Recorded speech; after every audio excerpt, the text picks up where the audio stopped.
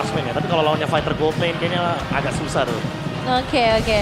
Tapi ya sekarang kita akan langsung masuk aja ke dalam drafting phase setelah pembahasan yang cukup mendalam tadi. Yep. Widih. Apa nih mapnya? Oh, Broken Wall. Menarik. Salah satu map yang mungkin akan bisa diimplementasikan oleh roamer-roamer yang nantinya minim rotasi, bisa jadi cepat rotasinya. Oke, tapi kita udah melihat nih beberapa hero. Wow, Melissa ke arah first pick. First pick untuk Erlan berarti. First pick banget nih. First pick banget. Apa yang terjadi di dunia Scrim nih Prof? Sampai Iya, ini kok first pick mahal banget. Coba. Jawabannya sebenarnya ada di bubble-nya dia, go away-nya dia, anti assassin. Oke. Farming di mid game sampai late game juga lumayan menjanjikan. Dan sekarang ada perubahan spell yang digunakan. Dulu kita masih berputar-putar di Inspire aja kan? Inspire, Purify. Ya sekarang Purify, Flicker. Iya. Tergantung sama komposisi lawannya juga Betul. kan. Ya balik lagi.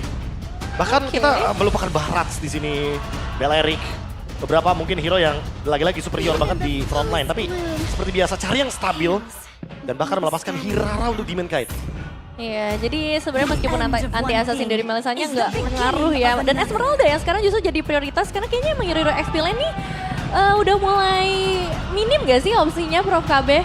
Minim dan minim juga untuk yang ngebadanin ya. Iya. Ya let's say kita ngomongin Esmeralda, ya dia kuat untuk di early mid game, late game juga dia ada sedikit hal yang menjanjikan lah bagaimana cara dia untuk ke zone out. Tapi untuk beberapa hero yang mungkin tersisa, dia ya nggak terbilang bagus juga untuk sebagai XP laner. Terutama XP damage yang mungkin akan terlupakan pelan-pelan kayak Arlott gitu kan. Salah satunya. Arlott. Di season lalu mungkin kita lebih banyak banget ngelihatnya Sora. Ya Sora tapi kayak win rate-nya nggak terlalu bagus. Uranus 30% di MPL ID. Jangan lupakan itu Nevin. Iya juga ya. Di MPL luar Kambodia 60% Pak.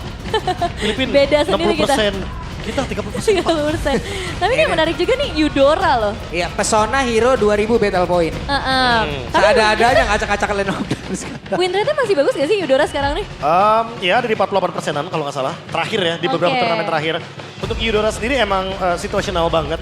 Dia emang benar-benar mungkin bisa menjadi stopper bagi Hirara juga, dari Hirara juga. Tapi poin terpentingnya adalah bagaimana cara untuk mengenakan Esmeralda ini dulu. Dia mungkin akan jawab dengan, ya ini, Melissanya ini, first pick-nya ini.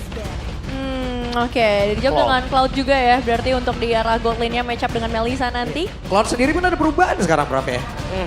Masuk ke dalam area team fight yang cukup besar juga damage-nya seperti apa sekarang? Kalau buat sekarang mungkin ada penurunan ya. Iya, ada Terakhir dari Blazing penurunan Duet, juga. betul. Ya mungkin targetnya ya udah ada beberapa klip juga kalau bilang Blazing Duet mungkin targetnya minimal 2 lah, maksimal 3. Iya. Lebih dari 3 nggak bisa nawar lagi, nanti damage-nya bakal kebagi banget. Iya. Jadi Perubahan shifting juga. terjadi di mana-mana. Terjadi di mana-mana. Ya, Ini tapi dia kalau nih. dari 3 pick atasnya emang ini adalah identity draft yang sama-sama early snowball. Pakito dan Eudora udah pasti siap banget untuk membantai di early game. Pengen menutup poin cepat, apalagi ada pemukul turretnya itu adalah Melissa. Sama Ararki juga. Dengan komposisi yang agresif ini, mereka coba untuk mendominasi early game dengan 3 pick atas. Mereka ambil Hirara, mereka ambil Esmeralda. Hero yang mungkin sangat-sangat bisa join team fight tanpa perlu item yang sepadan. Iya. Dengan gold yang mungkin signifikan. Jadi bakal berpengaruh banget ya buat early-nya. Tapi menutup ke arah Alice dengan asumsi berarti untuk Pakuitonya akan ada di arah jungle. Dan memang ini harus mulai menghabiskan tipikal XP-XP yang punya defensive power tinggi. Ya, dengan adanya Randy ya, otomatis respect band-nya ke arah Uranus, Alice, hero-hero badan.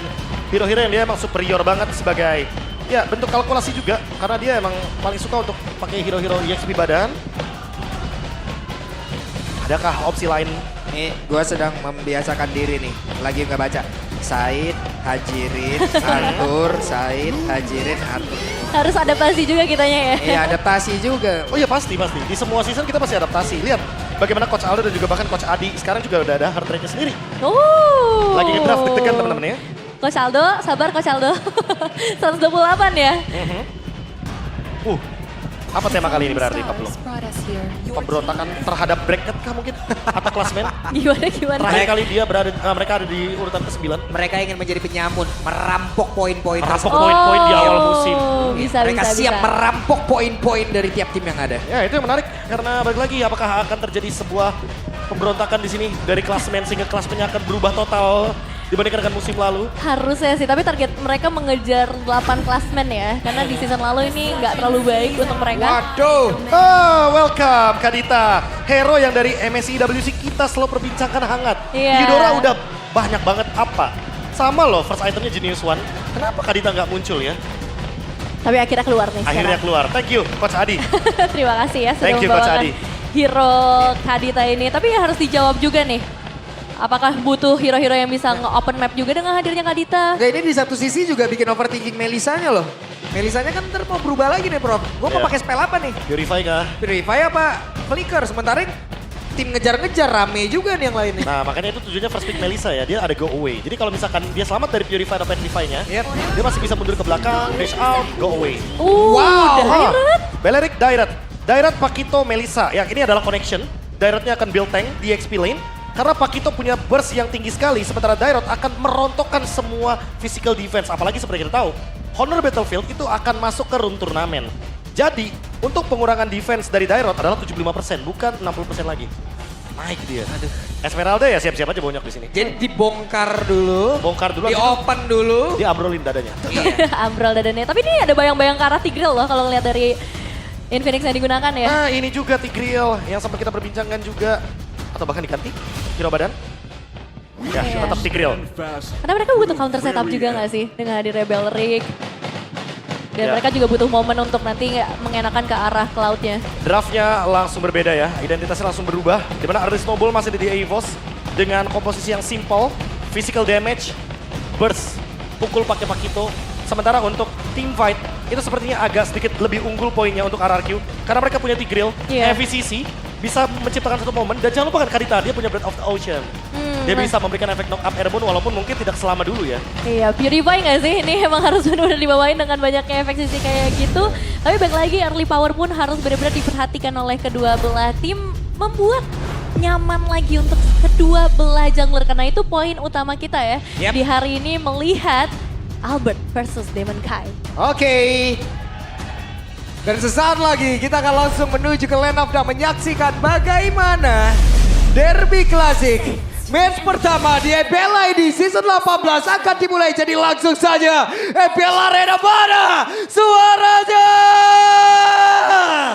Mobile Legends. Wow, dan selamat datang di dalam Wow. Land of Dawn. Kita akan kembali lagi melihat apa yang bisa lakukan di arah early game. Karena kalau misalnya ngelihat dengan apa yang terjadi sekarang, 2 menit pertama itu jadinya sangat krusial. Dan duo midnya juga, mid lane bersama Roamer, ini punya peran yang sangat penting. Entah itu untuk benar-benar ngejaga di area river, atau kalau misalnya ada chance untuk invasi itu juga bakal jadi menarik. Dicuekin ya. Minion ntar dulu lah. Esme dulu gua hajar. Iya, ini di skip ya. Baik lagi untuk bisa nge-poke sedikit untuk damage yang diberikan Esmeralda sendiri. Karena shieldnya pasti bisa tembus nanti dengan adanya Spectre Step. Ini early game-nya ya udah pasti bakal dipegang dulu sama Evo sebenarnya dengan adanya komposisi Dairot. Talent prediction? Pak Pulung sendirian? Lah sendirian banget ini saya. Siapa ini MVP-nya Pak? Pak Ape. Pak Abe? Iya MVP Pak Ape karena Pak Ape sudah membuktikan kita akan rubah semua. Iya, W Pak Ape ya. Keren Pak Ape. mantap. Berubah sih ya kan kita tahu sendiri ya bagaimana Idok diganti dengan Said, lalu ada Rins diganti dengan Iya, Hajirin. berubah semua kan? Sangat berubah Berubah. sih kalau di Pak Ape, situnya. Demon Knight dateng juga. XP berubah Pak Ape MVP-nya bos. Iya ya, tapi sekarang balik lagi sih untuk di awal ini nih, ngelihat dari segi emblemnya. Ada yang berbahaya Kak Prof? Yang udah pasti ya dari Eudora ya jelas dengan adanya Pull Yourself Together. Jadi bakal lebih sering nih untuk menggunakan flicker dan elemen kejutannya mungkin akan lebih sulit untuk diprediksi. Cek ombaknya tadi ya. Masuk satu pukulan tadi sepertinya namun di tempat yang berbeda. Hehe. Erlan dan juga Arthur sudah bertemu di dalam satu lane yang sama. Ya itu kayak menarik tuh ngelihat dari area gold lane-nya ya kalau udah masuk ke arah team fight. Karena dua-duanya punya multiple target yang bisa dimainkan. Tapi sekarang yang terpenting adalah setup di area dulu dibawa ke tengah. Yap, sendirian saja Mueza bisakah dia bertahan karena sekarang ada serangan balas yang langsung dilakukan oleh sementara Albon hampir saja bisa mendapatkan ke arah Said. Tapi di area turtle terbuka sudah Joshua sendirian. Mau tidak mau Purify pun harus digunakan Bro. Itu dia ya, pemaksaan. Karena sangat berbahaya kalau Joshua tetap di sana dengan adanya Abyssal Strike yang sangat mematikan dari Randy. Untungnya ada Purify dan untungnya ada Breath of the Ocean dari Hajirin. Kalau nggak mungkin nanti dikejar lagi tuh tadi. Iya masih Dikejar aman. lagi. Dapetin karakter turtle nih jadi satu plus poin juga. Tapi ya ini jadi satu warning juga untuk RRQ. Harus ada kalkulasi damage yang benar-benar maksimal. Karena ternyata dua frontliner mereka tadi, itu dua-duanya bisa kepukul mundur kan. Wait, sebuah pergerakan begitu baik. Wah, The first blood menjadi milik dari Albert. Wrath of Direct Flicker ya. Tanpa diduga-duga ternyata Hajirin yang kena. Karena nggak ada efek penyelamatan juga. Jadi ya udah pasti bakal kena instant kill.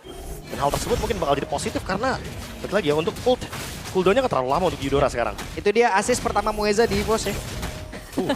Terhitung 1 ya. Terhitung Iya. 1. Kita mulai berarti assistnya dari Mueza. Iya, dan kebayang sih seberapa besar damage yang bisa dikasih karena Tigreal aja bisa hampir di take down tadi, apalagi untuk hero yang nggak terlalu tebel seperti Kadita di tangan dari Hajirinnya juga. Dan Waduh, nyeri pisan tapi depan berbeda ada satu Secret Hammer tadi udah langsung dikeluarkan pula.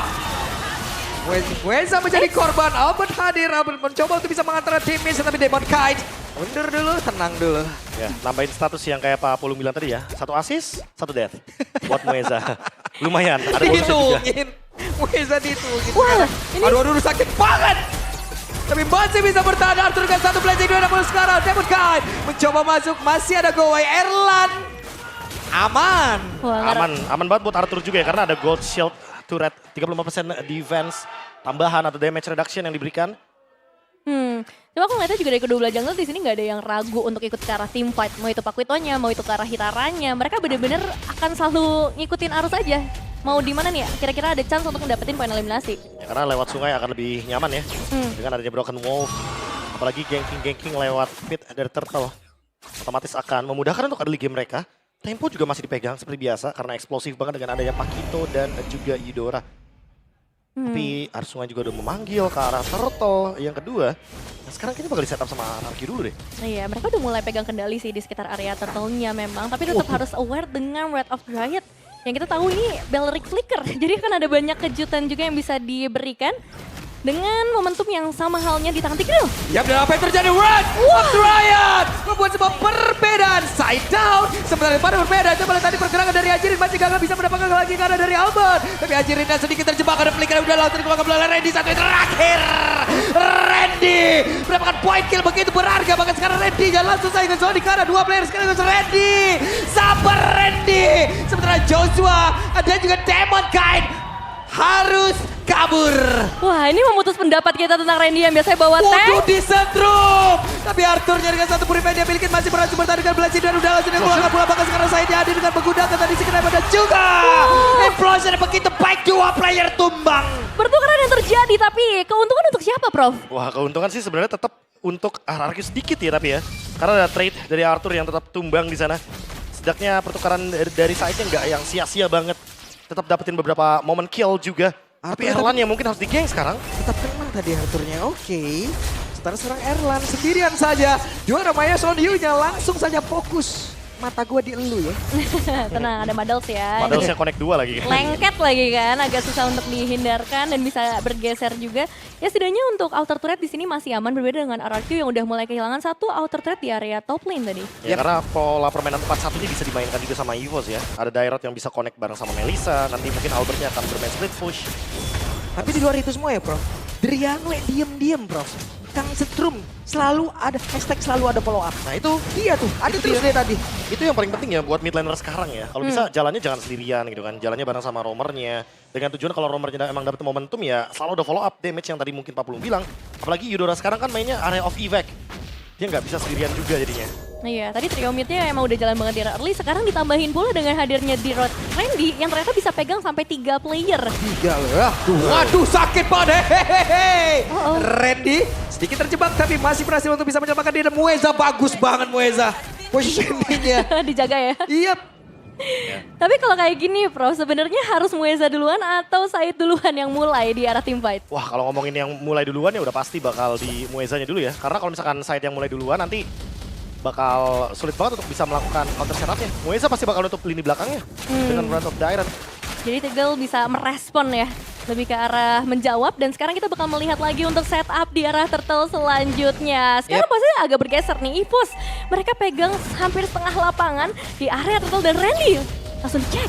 Oke, Randy berhasil tadi beserta dengan Erlan. Maya Solyuja connect tadi langsung terus-terusan. Tapi Ajirin mencoba untuk bisa mengatakan damage yang tidak memberikan impact apapun terhadap Randy karena Randy yang pun masih bertahan di dalam area tersebut. Bahkan Moisanya melihat dari kejauhan. Hey, diusir saja. Diusir pulang ya, pulang dulu. Itu Randy menguras banyak sekali ultimate Gila, yang Randy. mahal sih. Gila, Ada Randy. 2 tadi yang keluar dari Kadita dan juga Tigreal. Ya bahkan Purify ya untuk Joshua dan ini yang berbahaya. Kalau misalkan mereka mau push di area mid, mereka bisa menggunakan Flicker One of Dryad lagi nih untuk Mueza. Di somehow kelihatan mereka masih bermain dengan pattern yang safe. 3-2 formasinya untuk EVOS. Dan sekarang baru nih mereka pelan-pelan nih mencari celah, mencari window untuk nge-push di bagian mid lane. Karena ini peran terpentingnya nih. Kalau misalkan mereka dapetin mid lane turret dari RRQ di outer, map untuk Hajirin akan sangat tertutup. Akan sulit nih untuk ngelakuin trap bagi Kadita. Iya, Kadita yang biasanya memang akan bermain di sekitar area semak-semak, memberikan kejutan. Tapi sekarang dia pun harus lebih menunggu dan lebih bersabar. Berbeda dengan EVOS, yang justru mereka harus bisa segalak mungkin. Memaksimalkan peak powernya mereka yang emang ternyata sekarang udah berhasil melakukan snowball. Ya, power spike-nya nanti sampai mid game. Nah, pas di mid game baru tuh yang aksi bakal ada di Randy dan Erlan. Yep. Play front to back. Joshua pasti bakal jadi korban utama tentunya. Ini Aldo match pertama sudah menunjukkan bagaimana fleksibilitas dari tiap hero deh. Nah, itu dia. Connection soal D-Rod dan juga Hero Burst atau DPS. Yang penting physical damage. Ini pun bisa diganti, Pak. Nggak cuma Pakito sebenarnya. Mungkin ada Lancelot. Mungkin ada option-option lain kayak Hayabusa pun bisa sebenarnya. Yang penting physical damage. Iya, ini menjawab questioning juga ke arah Randy ya. Karena kan season lalu di MDL dia dapetin first team di X-Winner. Dan sekarang dia membuktikan kualitas dari seorang Randy dan belum ada team fight yang mau dipaksakan sejauh ini. Mereka tetap harus, terutama untuk RRQ ya. Mereka nggak bisa sembarangan membuka team fight gitu aja. Kayaknya karena timer dari Purify-nya Joshua udah balik lagi ya. Target mereka berubah ternyata sekarang. Mereka ingin memberikan poke damage kepada Said. Nah, kalau Saidnya nanti ternyata bisa memberikan implosion. Apalagi kalau kita lihat mungkin targetnya di sini lumayan banyak ya dari EVOS. Bisa kena 4 sebenarnya. Itu yang mungkin ditakutkan oleh member dari EVOS dengan 3000 gold yang sekarang lagi lead. Dan harus berhati-hati dengan kehadiran lagi-lagi dari Gedrian Wei ya. Dengan Yudoranya ini ganggu banget. Setiap pergerakan kecil yang dilakukan oleh RRQ itu bisa dihentikan dengan Lord yang sudah terbuka. Berarti semakin besar lagi chance-nya untuk kita akan kembali lagi melihat inisiasi momentum dari seorang Mueza. Hey. Web, ada satu Ramdra yang tadi sepertinya Mayason Yuja sudah connect pula. Tapi Erlan masih cukup santai. Ada Purify yang sudah digunakan. Trinity pun sudah ready. Coba lihat pertempuran terjadi. Saida down, plastik 2 dilakukan. Arthurnya masih free di mana tempat berbeda. Ada Albert menjadi korban pula. Arthurnya pun masih bisa kabur ke tempat yang jauh lebih aman. Sementara sekarang Demon Kaida mencoba untuk bisa mengatakan damage. Apa yang akan terjadi? Drian, ada Conceal. Mereka akan mengejar, mereka mau kemana. Tapi kayaknya ada satu tertaran mid yang akan menjadi korban lanjutan. Penyelamatan knock up yang terjadi tadi dari Hajirin setidaknya membuat Demon Knight selamat, tapi tidak dengan outer turret mereka di area mid lane. Dan damage yang masih minim kah Prof? Karena tadi aku ngelihat impact dari Arthur ini belum sesakit itu. Ya belum Swift Trinity ya, berbeda dengan adanya Erlan tadi. Pas Demon Knight mencoba untuk masuk, kok damage-nya sakit nih langsung dia. Calling Maple ke belakang ya. Gak bisa lagi. Defensif aja dia nggak mau untuk menerima damage sebanyak itu. Dan betul adanya tadi yang mungkin Evan bilang soal Randy kan.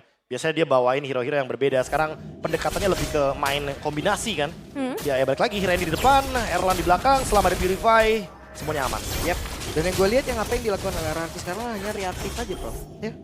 Karena mereka lagi dalam keadaan yang jalan gold 2300. Sekalipun mereka bikin move ya itu bakal jadi malapetaka kalau misalkan mereka nggak bisa eksekusinya. Oke. EVOS, mereka masih di atas angin sedikit. Iya, tapi Randy juga udah mulai di atas map kita nih, udah mulai mencari lagi target selanjutnya dan udah mulai terasa nih damage dengan Trinity dari Arthur yang jadi. Oke, ada Conceal Side dan Wrath of Ryan benar-benar dikeluarkan pula. Randy belum sama gila tapi untuk sekarang coba melasi duet. Lobnya diamankan oleh Erlan. Erlan mendapatkan lob tersebut. Arthur mencoba untuk bisa mengejar tadi karena dari Drian Wei, tapi Drian Wei pun masih berhasil untuk bisa menyelamatkan diri dan hanya ada satu orang Randy yang menjadi korban Mueza. Lindung yang begitu luar biasa pula. Iya, ini Mueza benar-benar langsung menutup jalan bagi Said untuk ngebuka ultimate apapun. Dan ternyata itu works dengan follow up damage yang disiapkan oleh EVOS. Sekarang Ward ada di tangan mereka, Bro. Ya ini yang mungkin tadi Nevin tanyakan kan, gimana caranya inisiasi dari RRQ, tungguin dulu gak sih Muezanya? Karena once Saidnya mungkin mencoba ya untuk melakukan inisiasi, ya otomatis Muezanya bakal backup itu. Dia bakal tutup belakangnya, dia bakal buka langsung Wrath of Direct-nya, biar nggak ada yang bisa nge-follow up Saidnya. Dan dia nggak ragu sama sekali gitu. Meskipun cuma satu orang tuh Said doang ya di depan. Tapi itu worth it gitu dengan Wrath of Dread yang akhirnya dikeluarkan. Nah sekarang posisi defensif. Apa yang harus dilakukan oleh RRQ, Bro? Wah ini agak berat ya karena high ground-nya bakal bener-bener minim. Dan cuma mengandalkan Arthur untuk bisa melakukan yang namanya clear terhadap Lord. Ya mungkin Joshua-nya sih, dia boleh menerima damage. Tapi ingat kalkulasinya ya, jangan sampai dia harus tumbang. Karena kehilangan kuantitas ketika ada push Lord itu akan merugikan bagi RRQ. Oke, Erlan memiliki Purify. Aman harusnya. Dan Lord masih gagal untuk bisa menembus ke arah satu base karena yang ada di bagian bawah. Iya, tapi ini udah mulai jadi wanti-wanti juga ya Pak Puluh ngelihat dari RRQ. Mereka pertahanan terakhirnya sudah bisa dicolek sedikit dan berarti sekarang mid-nya akan jadi target selanjutnya dari EVOS. Bisa di-take down dengan mudah dan belum ada momentum side-nya ketahuan. Seadanya Randy pede banget untuk bisa ngusir side loh. Pede banget, oke. Di depannya berbeda, ada satu lagi. Pergerakan Rompet dan Buesa! Flicker from Riot. Begitu baik, dan sekarang ada satu belajar dari Arthur. Menghilangkan web minion, tapi tidak bisa mengusir secara langsung pemain dari EVOS. Itu kaget sekaget-kagetnya sih. Wah, gila. Ngelihat dari EVOS, mereka punya sebuah sinergi yang bagus banget. Dan memang akan cukup berbahaya dengan efek dari Madang. Sampai lihat Demon Kai. Untung saya dan Randy. Waduh, berlapis damage-nya. Ini maju lagi gak sih Papulung? Oke, maju terus pantang mundur ini dia. Dan sekarang mereka akan mendapatkan lagi karena satu besar yang ada di bagian atas. Dan mid menjadi target selanjutnya kah? Iya, tinggal yang tengah aja nih. Dan apa lagi yang bisa dilakukan oleh RRQ? Karena secara damage, udah ada physical trinity yang dipegang oleh Demon Kite.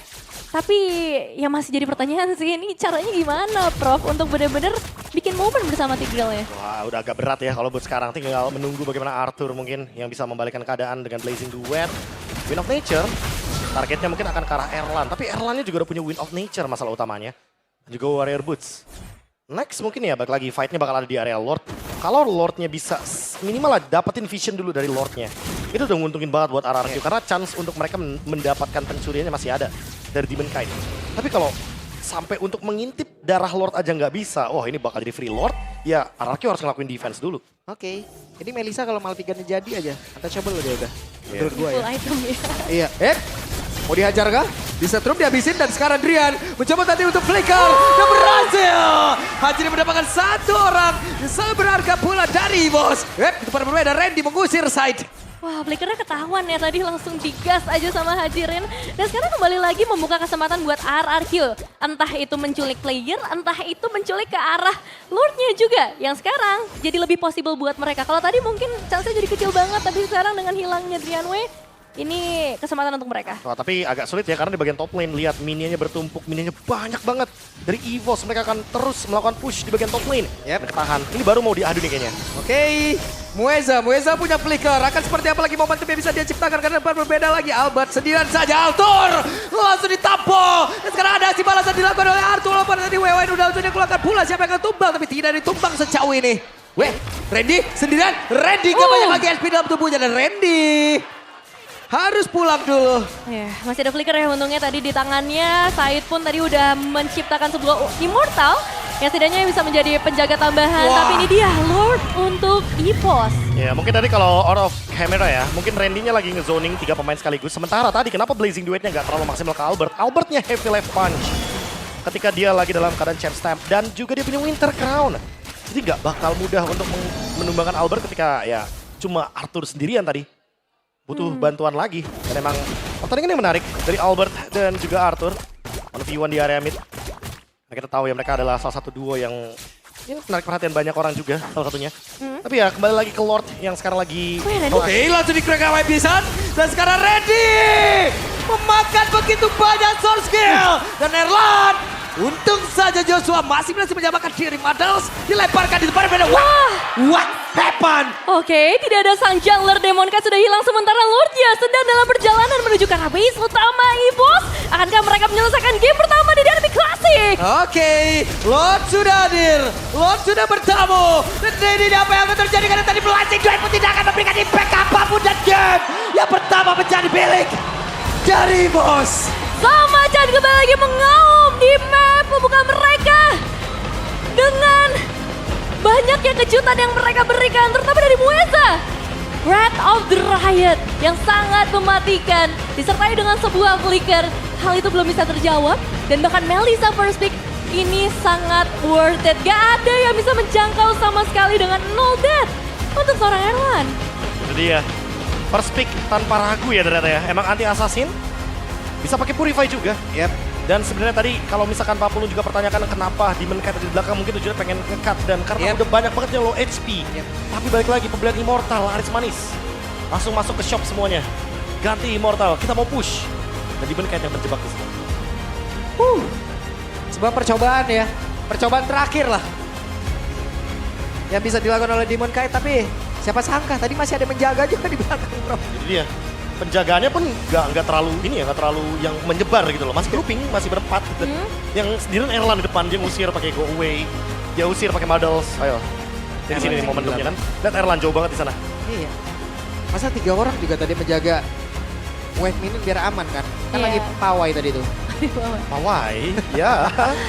Lagi parade ya, bisa banget, bisa banget. Lagi parade. Evo spam jangan-jangan. Wah, Karena barusan pas kemenangan langsung. Parade ya? Parade drumnya, Evo.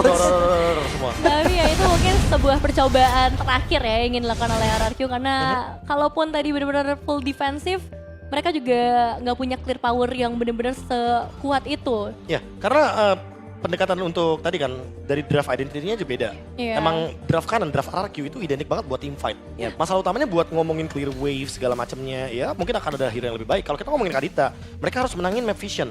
Dari turtle 1 sampai dengan turtle yang ketiga, map visionnya nggak menang. betul. Bahkan mid turret yang pecah duluan adalah RRQ duluan, otomatis. Iya. Dibandingkan dengan Eudora dan juga Kadita, siapa yang bisa lebih nge-trapnya udah pasti Eudoranya.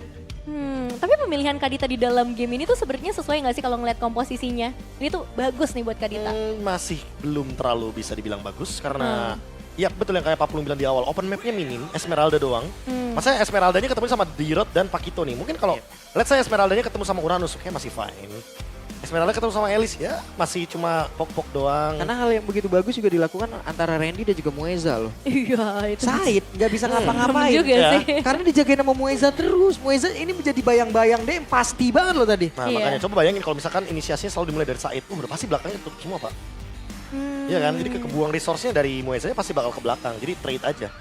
Dan sementara carry utamanya Purify, ya oke Betul. lah sama Arthur juga Purify. Tapi dibandingkan dengan berhadapan dengan, ya tau lah Beleric, dia lagi blazing duet ke Beleric ya pohonnya akan menyerang balik, apa ini?